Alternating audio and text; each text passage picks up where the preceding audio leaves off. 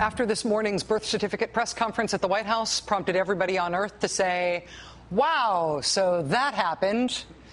MSNBC contributor Goldie Taylor was much more loquacious and eloquent than anybody else I know. She posted a remarkable response at thegrio.com. My initial instinct was to go all Subterranean Homesick Blues and just put Goldie's piece on cue cards and have you read it while I shut up.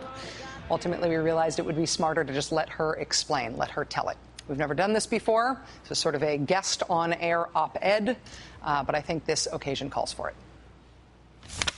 My grandmother used to start the story, "Show me your papers."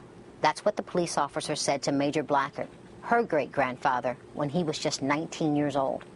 Major dug into the trousers of his wallet, patted his jacket, but he couldn't find his billfold. "Sir, I done left my wallet," he said. But before he could finish his sentence, the young man was posted against a brick wall, cuffed, and taken to the St. Louis City Jail.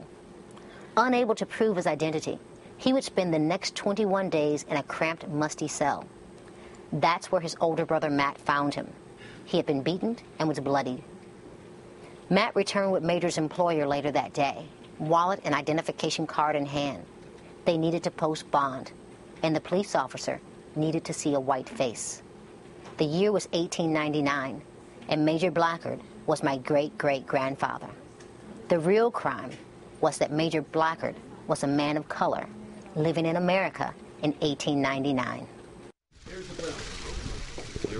This morning, when I initially got, the first notification that the president was having to produce his long-form birth certificate and passing it out, by White House staffers, it recalled a really ugly time in history for me.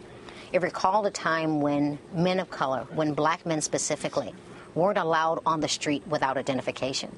And here we are with a president of these United States, duly elected by the people of this America. He's being asked to produce his papers. And not just his birth certificate. They've gone on to ask for his college transcripts. Never in our 235-year history have we ever asked a president to prove that he was born on this American soil. Good morning. In a stunning show of unchecked ego, Donald Trump quickly hosted a press conference.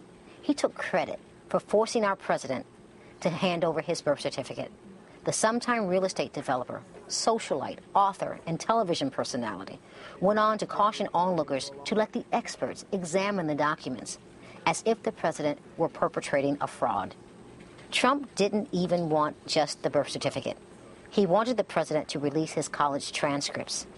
His implication is that Barack Obama was the beneficiary of affirmative action and that he took the place of a more qualified white student. Apparently, graduating magna cum laude from the nation's most prestigious law school and being named editor of the Harvard Law Review, the institution's highest student honor, is just not enough for Trump.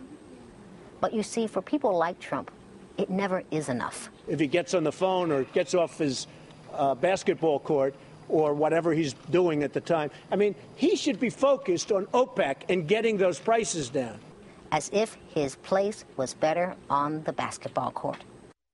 When they tell you that this isn't racial, don't believe them. This controversy was constructed solely as a way to delegitimize the presidency of a black man.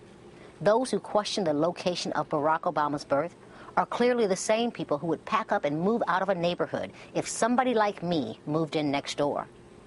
They are the same people who would believe African Americans are better suited on the basketball court than in a boardroom.